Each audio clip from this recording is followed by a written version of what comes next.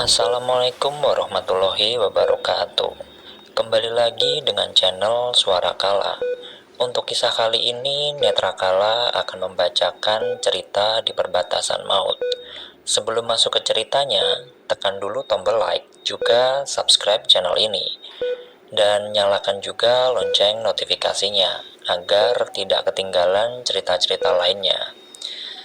Dan yang mau langsung membaca kisah ini bisa masuk ke akun Twitter @netrasandikala. Tanpa berlama-lama, mari kita mulai ceritanya.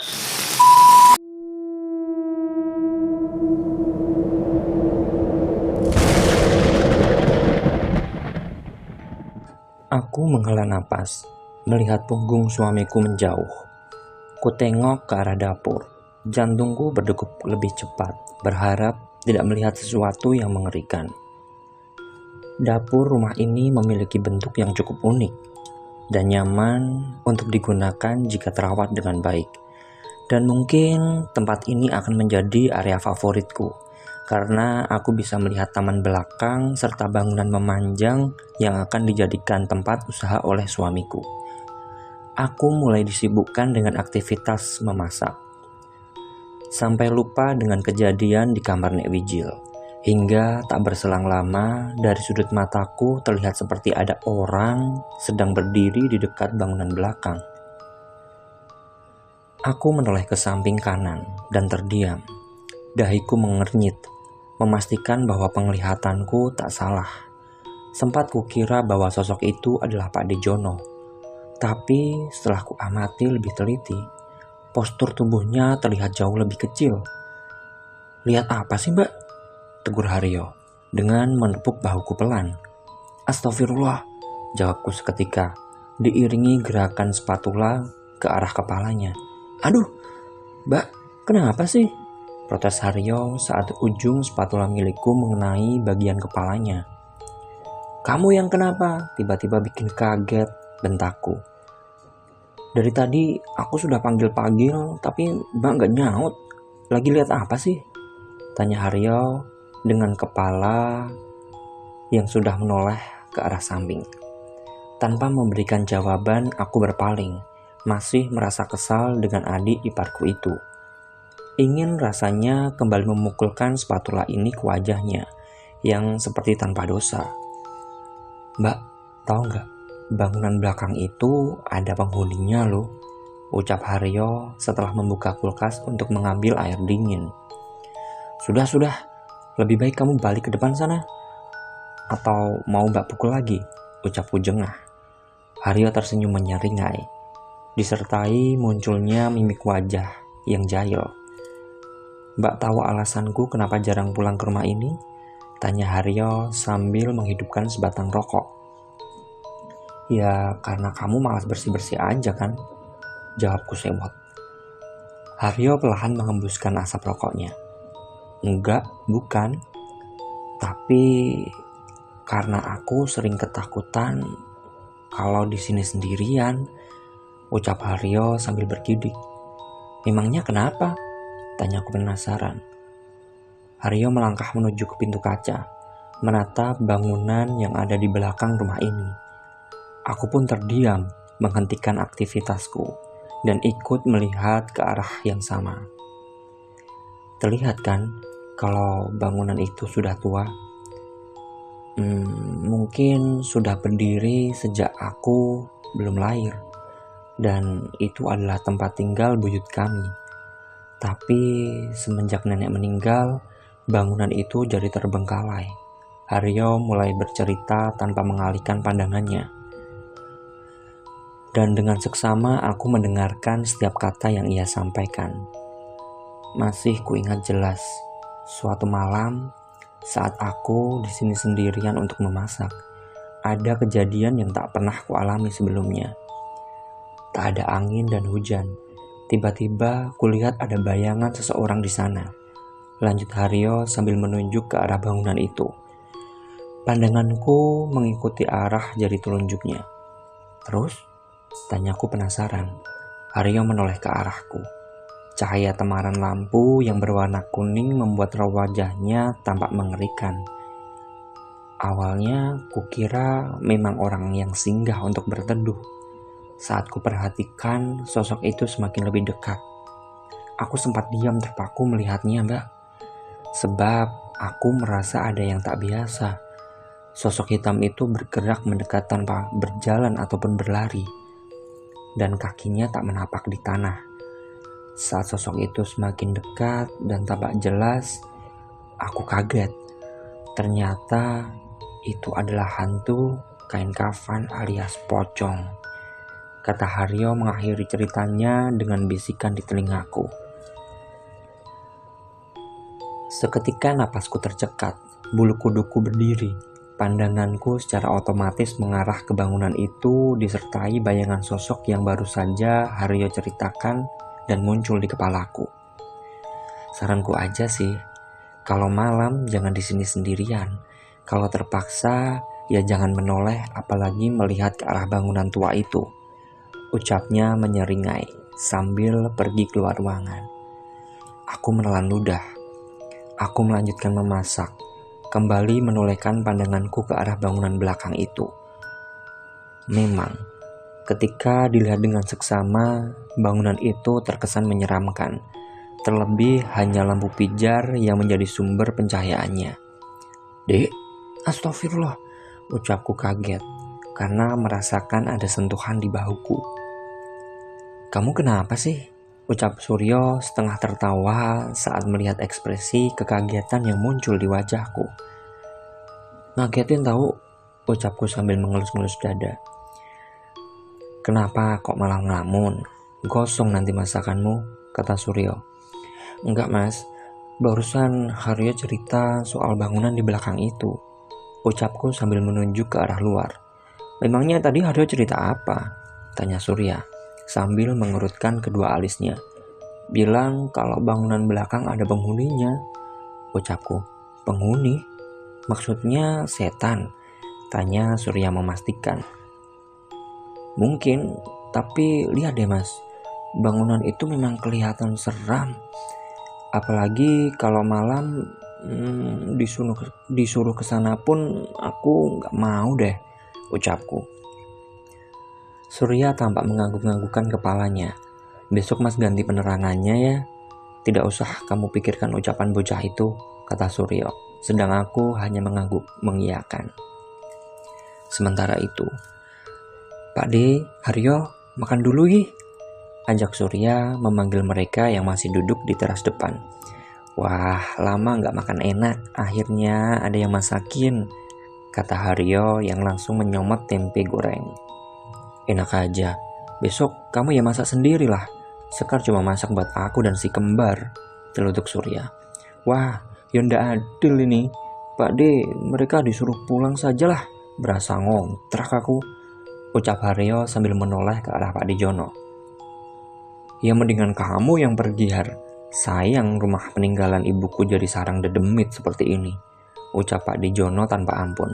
Pura-pura merajuk, segera Haryo mengambil nasi banyak-banyak dan langsung memakannya dengan lahap. Sedang aku hanya geleng-geleng kepala dengan kelakuan ketiga laki-laki di depanku ini. Si kembar sudah kamu cek? Tanya Surya menoleh kepadaku. Sudah, masih tidur.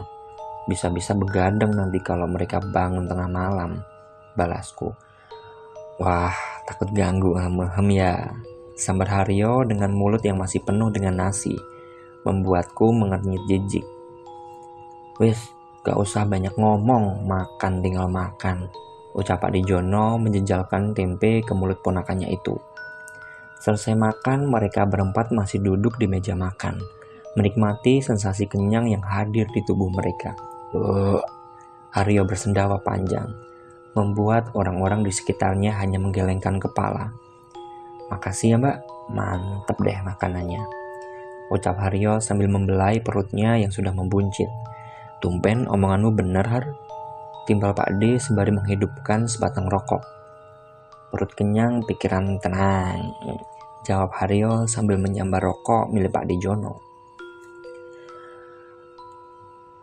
Pagi sudah menjelang, suara kokok ayam dan kicau burung saling bersautan, menyambut mentari yang hadir terbangun dari pembaringannya.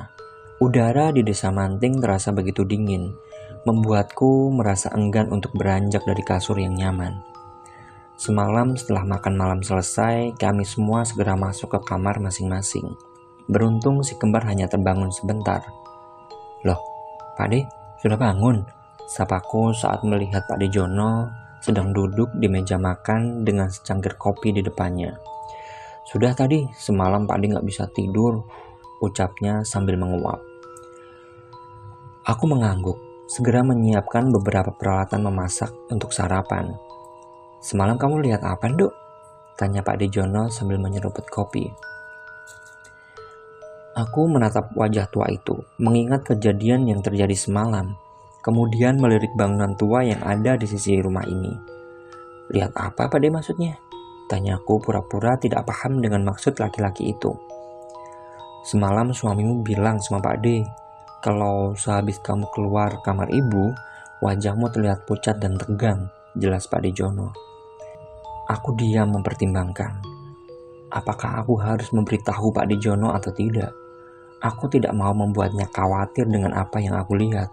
Bagiku itu semua hanyalah masalah sepele. Tidak ada yang perlu dirisaukan. "Ya sudah, kalau kamu tidak mau bilang. Pak De cuma pesan, apapun yang terjadi itu sudah kehendak Tuhan. Jangan pernah takut dengan mereka," ucapnya tegas sambil beranjak membawa gelas kopi dan keluar menuju taman belakang. Aku merenungi ucapan Pak De Jono. Apa maksudnya? Batinku. Namun segera ku alihkan kembali pikiranku untuk fokus memasak. "Sekar!" terdengar suara Surya dari arah pintu dapur. Buru-buru aku menoleh ke arahnya.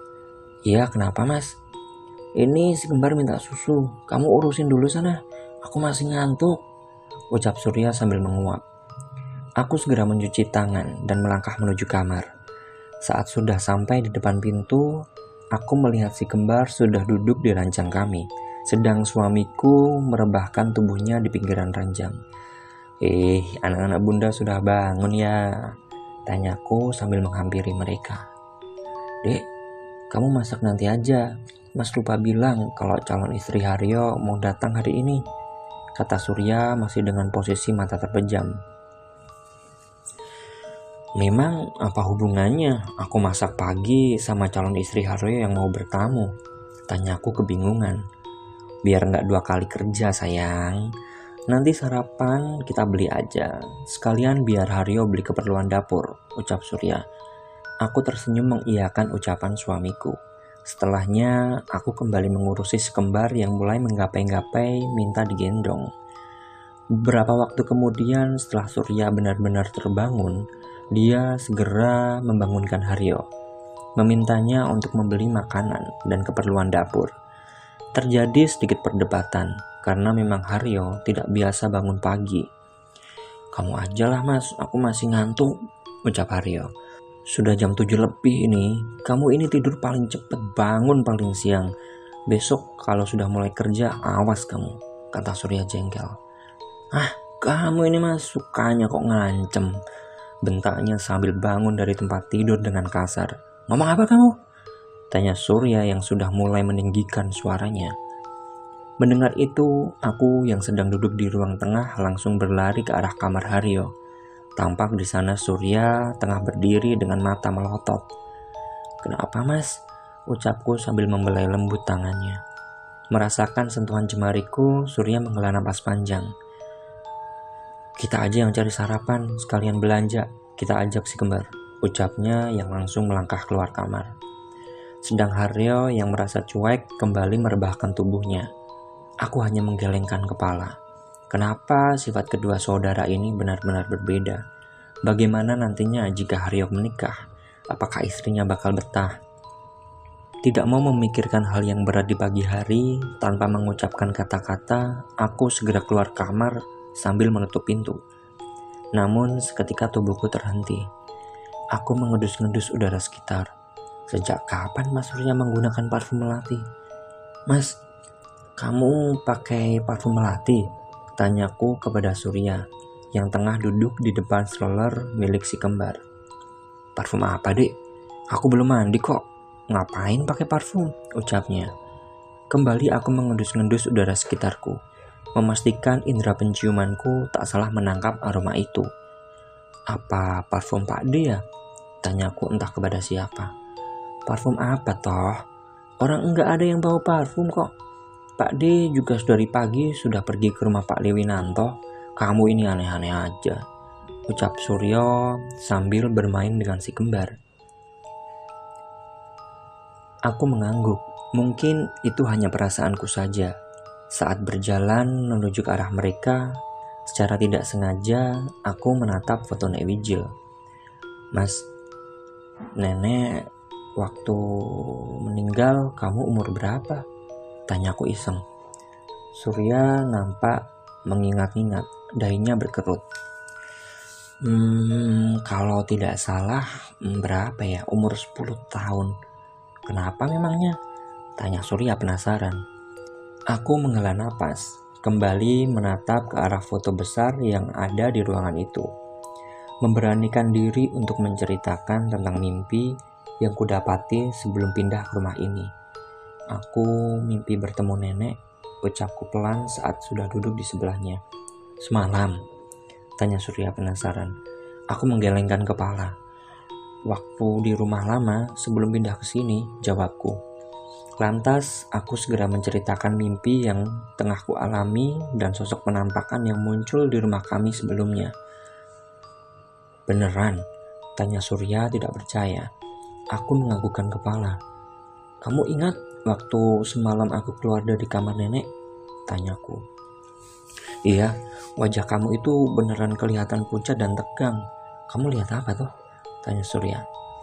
Kembali aku menceritakan semua kejadian yang kualami, mulai dari sosok Nek Wijil yang duduk di kursi goyang hingga ada orang yang sedang berdiri di bangunan belakang rumah.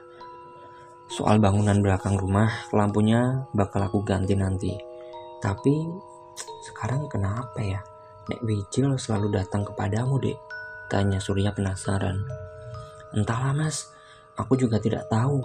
Meski sosoknya tidak mengerikan, tetapi selalu membuatku takut. Jawabku sambil melirik ke arah foto Nek Wijil. Coba nanti aku tanya Pak Dijono, siapa tahu dia punya jawaban dari semua ini, kata Surya sambil menerawang jauh. Aku menyetujui usulan suamiku. Lantas setelahnya kami bersiap pergi mencari sarapan dan belanja untuk keperluan dapur. Udara pagi di desa Manting benar-benar terasa begitu segar. Beberapa kali kami disapa oleh warga saat hendak pergi ke pasar. Loh, kapan pulang ke sini Mas Surya? Ini anak-anaknya, ucap salah seorang warga saat bertemu kami di jalan. Iya Bu, baru kemarin sore, belum sempat lapor ke Pak RT, jawab Surya tersenyum. Walah, ya sudah, nanti mampir ke tempat ibu ya. Masih ingat toh di mana rumah ibu? Tanya Bu Ningsih sambil tak hentinya menggoda si kembar. Matur nuwun Bu, nanti kalau sudah selesai berberes, kami sempatkan mampir, jawab Surya. Sedang aku yang belum mengenal siapapun, hanya tersenyum dan mengangguk. Selepas beberapa saat, wanita yang bernama Bu Ningsih itu pamitan pergi. Siapa itu tadi mas? Oh, itu Bu Ningsih, dulu teman dekatnya ibu. Nanti kalau sudah ada waktu, kita mampir ke rumahnya ya, ucap Surya sambil mendorong stroller milik si kembar. Berarti Mas Surya sudah kenal banyak orang di desa ini? Tanyaku. Ya, dulu kan waktu kecil sampai remaja Mas tinggal di sini deh. Baru umur 13 tahun pindah ke kota, jawab Surya. Aku mengangguk, kembali mengamati pemandangan di sekitarku. Sebenarnya desa ini indah, masih banyak pepohonan dan area persawahan yang membentang luas. Jadi, kapan usahanya dimulai? Tanyaku setelah beberapa saat berjalan dalam diam. Mungkin minggu depan dek, sekalian nunggu kabar dari Pak Dijono soal supplier kayu, jawab Surya. Setelah sampai di pasar, kami langsung membeli kebutuhan dapur. Awalnya kami hanya berniat membeli bumbu-bumbu dan sayuran. Namun saat teringat ada beberapa barang yang mesti diganti, terpaksa kami juga harus membeli perlengkapan tersebut. Gak apa-apa mas, uang modal kita pakai untuk belanja, Tanyaku. Aku sudah bilang sama Pak D, memang kemarin diberi lebih untuk kebutuhan dapur selama sebulan, ucap Surya sedikit terengah.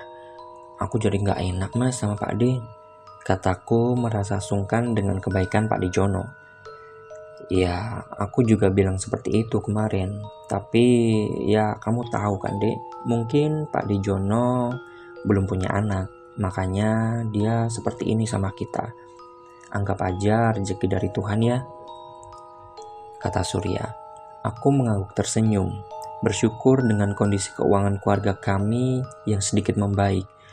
Lama kami berjalan, beberapa kali berhenti karena si kembar menangis minta untuk digendong.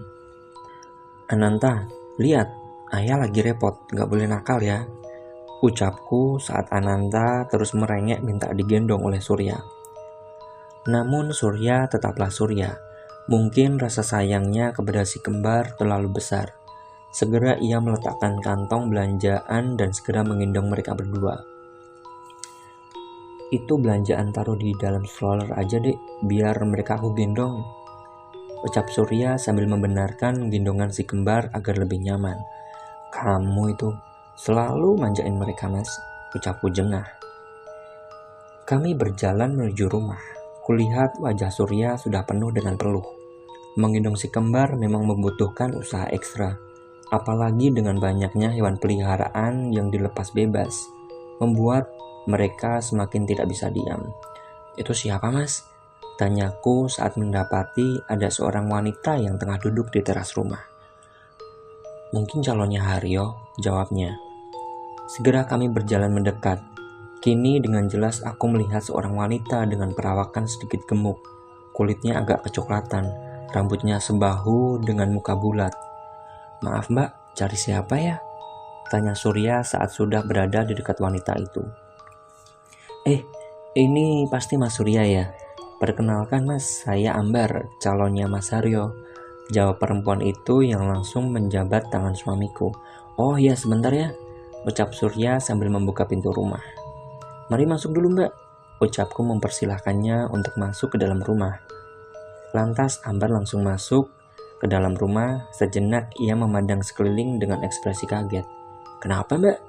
Tanyaku saat melihat gelagat anehnya. Kok jadi bersih gini ya mbak?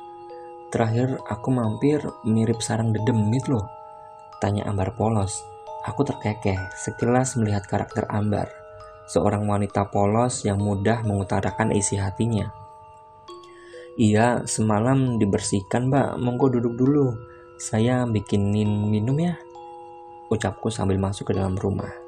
Saat aku kembali ke ruang tamu, kulihat Ambar masih menolehkan kepalanya ke sana kemari, seolah sedang mencari-cari sesuatu. Maaf ya mbak, monggo seadanya, ucapku sambil menaruh nampan berisikan teh dan camilan yang kubeli dari pasar. Aduh, jadi ngerepotin, jawab Ambar. Ndak. Oh ya, saya Sekar, istrinya Mas Surya, kataku memperkenalkan diri. Setelah itu kami mengobrol hangat, membicarakan tentang rencana pernikahan yang akan mereka gelar di bulan depan. Jadi memang Haryo itu masih seperti bocah ya, komentarku saat Ambar menceritakan kalau setiap hari calon suaminya itu selalu berbuat ini dan itu. Iya mbak, contohnya saja rumah ini. Dulu aku paling males kalau diajak ke sini. Tahu kan kotornya gimana? Tiap hari mesti diingatkan untuk bersih-bersih rumah. Makanya nanti setelah nikah aku minta buat tinggal di rumahku dulu. Apalagi rumah ini kan, kata Ambar yang tiba-tiba saja menghentikan ucapannya. Rumah ini kenapa? Tanyaku penasaran. Tampak gelagat Ambar seperti orang kebingungan, seolah dia sedang berpikir cepat untuk mencari alasan. Kotor masuknya. Kan Mas Haryo itu paling males ya bersih-bersih. Jadi ya aku males aja mbak kalau ngebersihin rumah segede ini sendirian, gila Ambar. Aku yang masih kurang yakin dengan jawaban Ambar hanya mengangguk. Namun sepertinya memang harus ada yang perlu kucari tahu perihal rumah ini. Kok kamu mau sih nikah sama Haryo? Ucapku spontan. Belum sempat Ambar menjawab, tiba-tiba saja terdengar suara di sebelah pintu masuk ruang tamu yang berbatasan dengan ruang tengah. Mas Surya, "Ini loh istrimu jelek-jelekin aku di depan Ambar," teriak Haryo dengan wajah masih belepotan iler. Jawabku merasa canggung, sedang Ambar malah menyipitkan matanya, melihat perangai calon suaminya itu. "Ngapain sih, mandi sana, muka masih ileran corok. Sudah jam berapa ini?" kata Ambar melotot ke arah Haryo. "Kamu jangan mau dihasut sama Mbak Sekar ya. Lihat aja Mas Surya, nurut banget kan sama istrinya," ucap Haryo tanpa dosa. Seketika aku langsung melotot ke arahnya, ingin sekali melempar gelas tepat di mukanya itu. "Menghasut? Sejak kapan aku menghasut Mas Surya agar dia menurut sepenuhnya kepadaku?" Aku memejamkan mata, meredam emosiku. "Kamu mau mandi sekarang atau Mbak pukul pakai spatula lagi?" ancamku sambil melotot ke arahnya. Takut," ucapnya yang langsung melesat masuk ke dalam rumah. "Astagfirullah," keluhku sambil menggeleng-gelengkan kepala. "Nanti kamu yang sabar ya kalau jadi istrinya.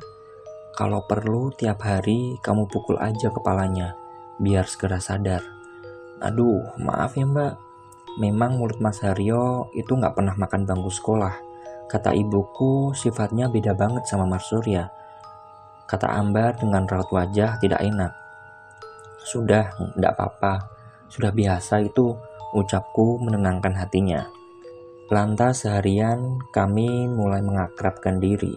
Bahkan Ambar juga bercerita tentang kondisi desa Manting dan segala yang sedang terjadi di sana. "Mbak, gimana caranya biar punya anak kembar?" tanya Ambar gemas saat melihat si kembar yang sedang bermain di ruang tengah. "Waduh, ya nggak tahu ya.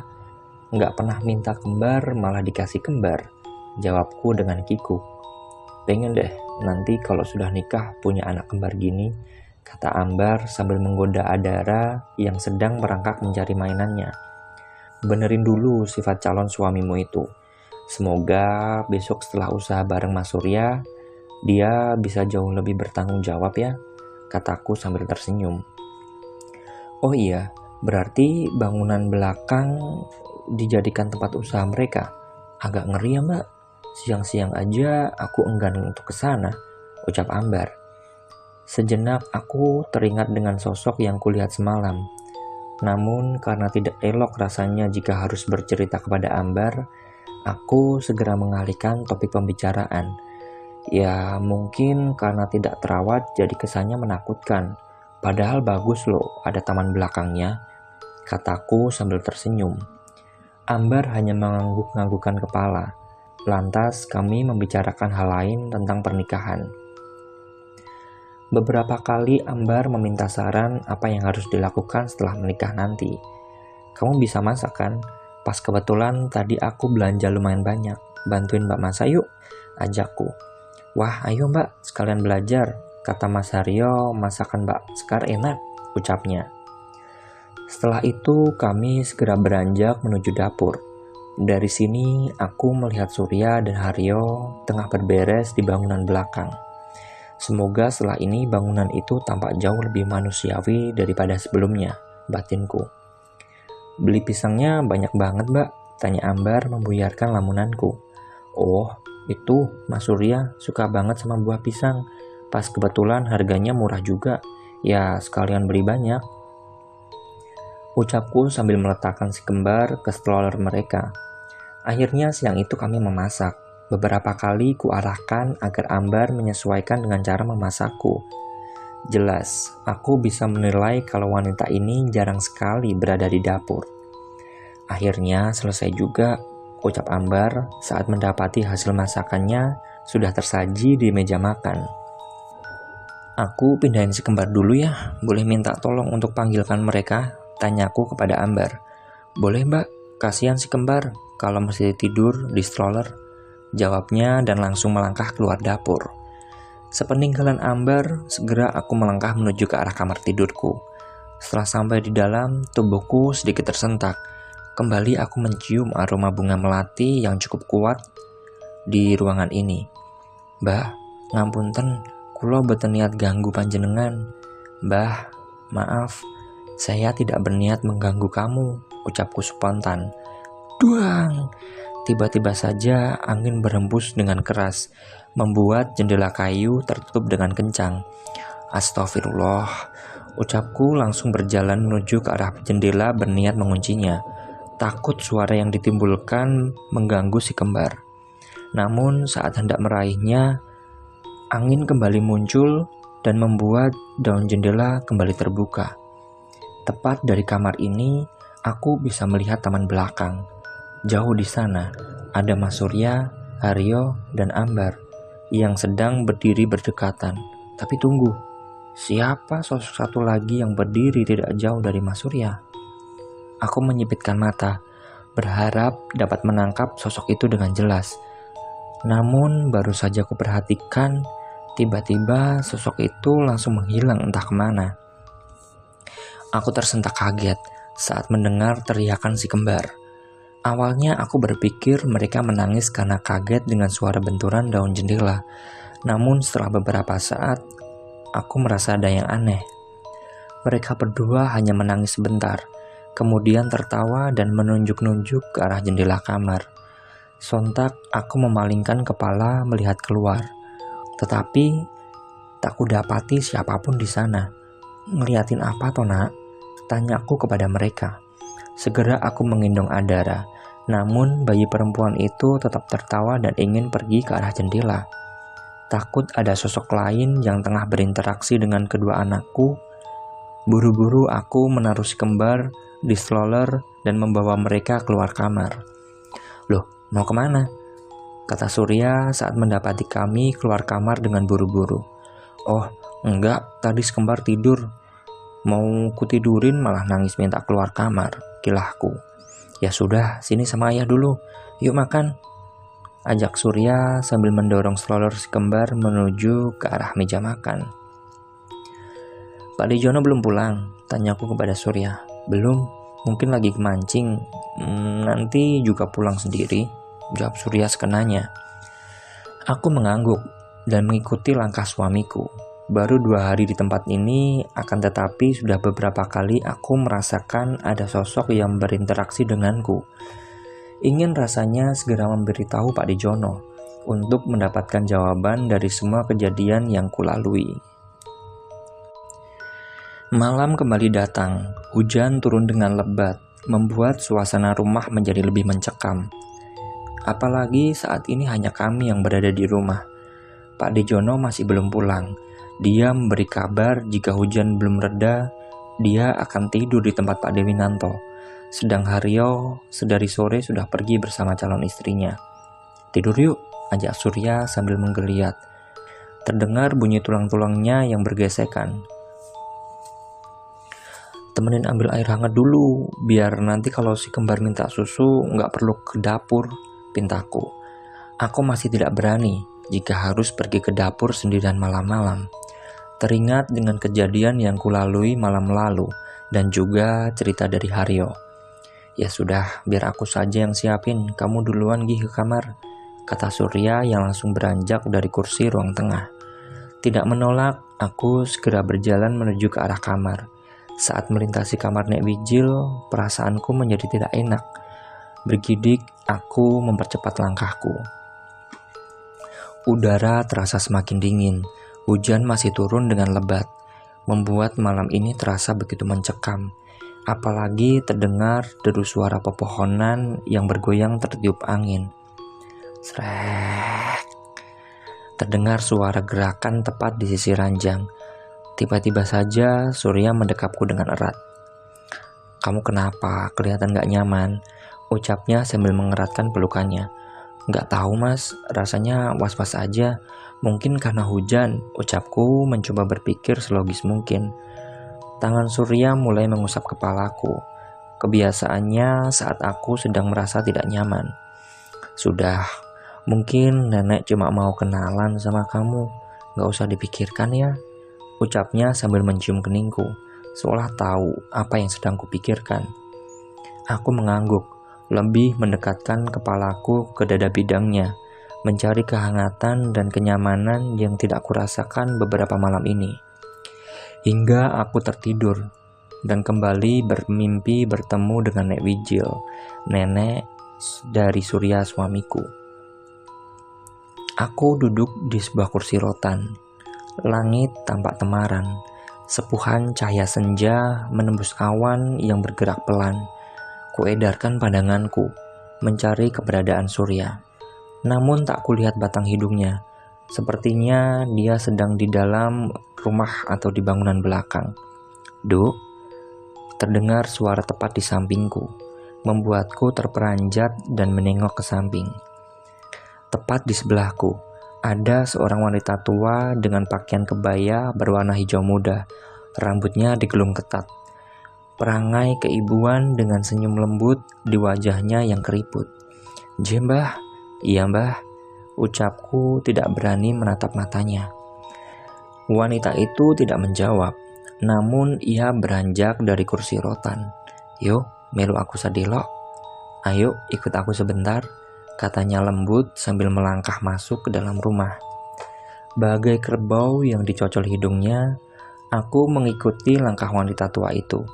Kulihat dia berhenti di depan kamar Nek Wijil. Hatiku sedikit gundah, takut jika diminta untuk masuk ke dalam ruangan itu. "Wes, ora popo, ayo mlebu. Aku harap ngomong-ngomong setitik." "Sudah, tidak ada apa-apa. Ayo masuk, aku mau bicara sedikit," ucapnya langsung membuka pintu kamar itu. Aku mengikutinya. Terlihat sosok wanita itu tengah berdiri tidak jauh dari ranjang tempat tidur. Melihatku berhenti, dia tersenyum dan melambai, memintaku untuk mendekat. "Duk, kadang aku jagongan ning kursi kuwi. Yen kowe resik kamar iki, ojo wedi yo." "Duk, kadang aku duduk di kursi itu. Kalau kamu bersih-bersih kamar ini, jangan takut ya," ucapnya sambil menunjuk kursi goyang yang menghadap jendela. "Mbah," ucapku mengiyakan permintaan wanita itu. Wanita itu kembali melangkah, lalu duduk di pinggiran ranjang, kemudian menepukkan tangannya, memintaku untuk duduk di sebelahnya. "Duk, manungsa kuwi ora bisa ditebak. Kadang ning jaba ketok apik, tapi atine duwe niatan ora bener. Duk, manusia itu tidak bisa ditebak. Terkadang di luar kelihatan bagus, tetapi hatinya punya niat yang tidak baik," ucapnya sambil membelai lembut kepalaku. Aku terdiam, tidak menjawab ucapan wanita itu. Kemudian dia kembali beranjak, memintaku untuk berdiri mengikutinya. "Kowe luwe ra, Nduk?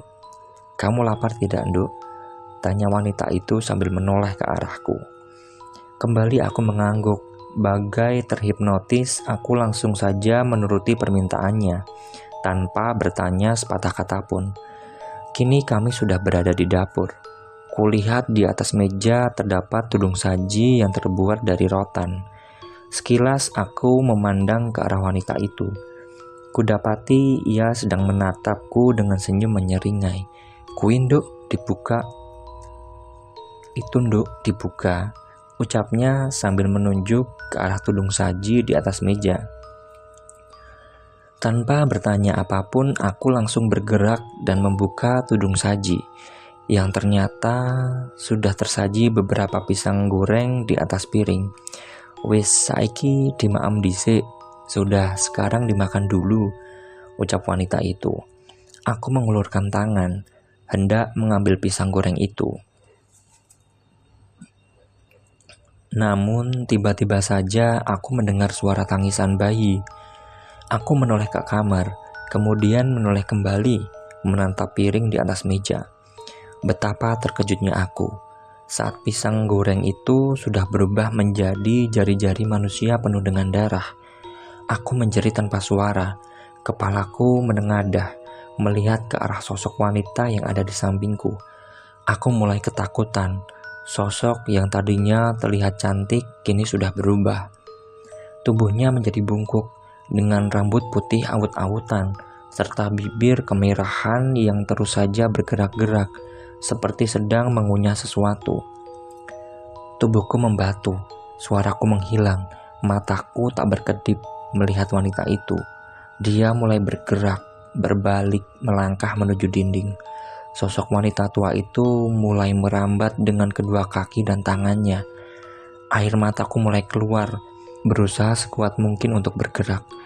Kemudian dengan gerakan yang sangat lambat, kepala wanita itu berputar ke belakang, menghadap ke arahku. Eling yondo, manungsa kuwi ora iso ditebak. Kadang ning jaba ketok apik, tapi duwe niatan ora bener.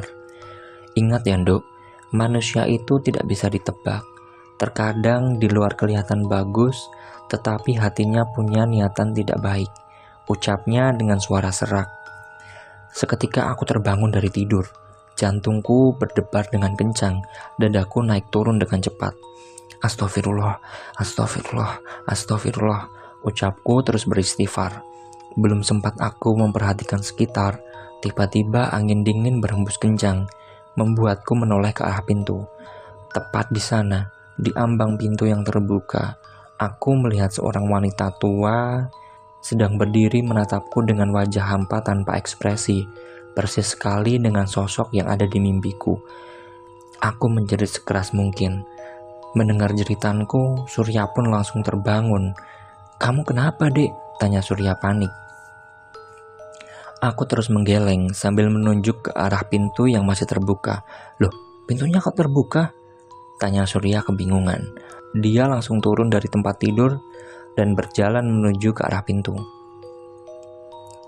Ditengoknya kanan kiri. Setelah itu menutupnya dan segera menuju ke arah meja untuk mengambil air putih. "Minum dulu, Dek," ucapnya sambil menyerahkan gelas berisikan air putih. Aku menerima air putih itu. Bagai orang yang benar-benar kehausan, sekali tenggak aku langsung bisa menghabiskan setengah gelas. Napasku mulai teratur. Surya masih melihatku dengan tatapan khawatir. Seketika aku langsung memeluknya, terisak dalam diam. Surya yang tanggap langsung memelukku erat. Tangannya mengelus-ngelus punggungku. Sudah, kita tidur lagi ya. Kasihan kalau si kembar kebangun," ucapnya sambil mengarahkan tubuhku untuk berbaring di tempat tidur. "Tadi nenekmu muncul lagi, Mas. Aku mimpi bertemu dengannya. Setelah terbangun, dia sudah berdiri menatap ke arah kita," jelasku dengan cepat. "Sudah, kita bicarakan besok.